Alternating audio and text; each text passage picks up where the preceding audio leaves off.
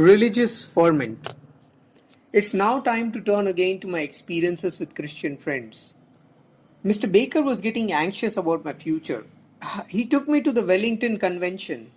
The Protestant Christians organize such gatherings every few years for religious enlightenment, or in other words, self-purification. One may call this religious restoration or revival. The Wellington Convention was of this type. The chairman was the famous divine of the place, the Reverend Andrew Murray. Mr. Baker had hoped that the atmosphere of religious exaltation at the convention and the enthusiasm and the earnestness of the people attending it would inevitably lead me to embrace Christianity. But his final hope was the efficacy of prayer. He had an abiding faith in prayer. It was his firm conviction that God could not but listen to prayer fervently offered. He would cite the instances of men like George Muller of Bristol who depended entirely on prayer even for his temporal needs. I listened to his discourse on the efficacy of prayer with unbiased attention and assured him that nothing could prevent me from embracing Christianity should I feel the call. I had no hesitation in giving him this assurance, as I had long since taught myself to follow the inner voice. I delighted in submitting to it. To act against it would be difficult and painful to me. So we went to Wellington. Mr. Baker was hard put to it in having a coloured man like me for his companion. He had to suffer inconveniences on many occasions entirely on account of me. We had to break the journey on the way, as on the days happened to be a Sunday, and Mr. Baker and his party would not travel to Sabbath. Though the manager of the station hotel agreed to take me in after much altercation, he absolutely refused to admit me to the dining room. Mr. Baker was not the man to give in easily. He stood by the rights of the guests of a hotel, but I could see his difficulty. At Wellington also, I stayed with Mr. Baker. In spite of his best efforts to conceal the little inconveniences that he was put to, I could see them all. This convention was an assemblage of devout Christians. I was delighted at their faith. I met the Reverend Murray. I saw that many were praying for me. I liked some of his hymns. They were very sweet. The convention lasted for 3 days. I could understand and appreciate the devoutness of those who attended it. But I saw no reason for changing my belief, my religion. It was impossible for me to believe that I could go to heaven or attain salvation only by becoming a Christian. When I frankly said so to some good Christian friends, they were shocked. But there was no help for it. My difficulties lay deeper. It was more than I could believe that Jesus was the only incarnate Son of God, and that only he who believed in him would have everlasting life. If God could have sons, all of us were his sons. If Jesus was like God or God himself, then all men were like God and could be God himself. My reason was not ready to believe literally that Jesus by his death and by his blood redeemed the sins of the world. Metaphorically, there might be some truth in it.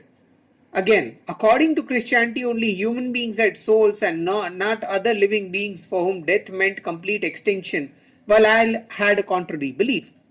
I could accept Jesus as a martyr, an embodiment of sacrifice and a divine teacher, but not as the most perfect man ever born. His death on the cross was a great example to the world, but there was anything like a mysterious or miraculous virtue it in my heart could not accept.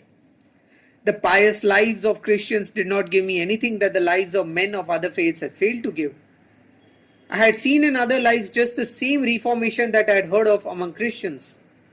Philosophically, there was nothing extraordinary in Christian principles. From the point of view of sacrifice, it seemed to me that the Hindus greatly surpassed the Christians. It was impossible for me to regard Christianity as a perfect religion or the greatest of all religions. I shared this mental churning with my Christian friends whenever there was an opportunity, but their answers could not satisfy me. Thus, if I could not accept Christianity either as a perfect or the greatest religion, neither was I then convinced of Hinduism being such. Hindu defects were pressingly visible. visible to me. If untouchability could be a part of Hinduism, it could but be a rotten part of an exertions. I could not understand the raison d'etre of a multitude of secrets and sects and castes. What was the meaning of saying that the Vedas were the inspired word of God? If they were inspired, why not also the Bible and the Quran? As Christian friends were endeavoring to convert me, even so were Mussalman friends. Abdullah Seth had kept on inducing me to study Islam, and of course he had always something to say regarding its beauty. I expressed my difficulties in a letter to Raichand Bhai. I also corresponded with other religions authorities in India and received answers from them. Raichand Bhai's letter somewhat pacified me. He asked me to be patient and to study Hinduism so more deeply. One of his sentences was to this effect: on a dispassionate view of the question, I am convinced that no other religion has the subtle and profound thought of Hinduism, its vision of the soul, or its charity. I purchased Sale's translation of the Quran and began reading it. I also obtained other books on Islam. I communicated with Christian friends in England. One of them introduced me to Edward Maitland, with whom I had open correspondence. He sent me The Perfect Way, a book he had written in collaboration with Anna Kingsford. The book was a repudiation of the current Christian belief. He also sent me another book, The New Interpretation of the Bible. I like both. They seem to support Hinduism. Tolstoy's The Kingdom of God is Within You overwhelmed me. It left an abiding impression on me. Before the independent thinking, profound morality, and the truthfulness of the book, all the books given by Mr. Coates seemed to pale into insignificance. My studies thus carried me in a direction unthought of by the Christian friends. My correspondence with Edward Maitland was fairly prolonged, and that with Raichand Bhai continued until his death. I read some of his books he sent me. These included Panchikaran, Mani Ratnamala, Mumukshu Prakaran of Yoga Vasishtha, Haribhadra Suris, Shadarshana Samuchaya, and others. Though I took a path my Christian friends had not intended for me, I have remained forever indebted for them for the religious quest that they awakened in me. I shall always cherish the memory of their contact. The years that followed had more, not less, of such sweet and sacred contacts in store for me.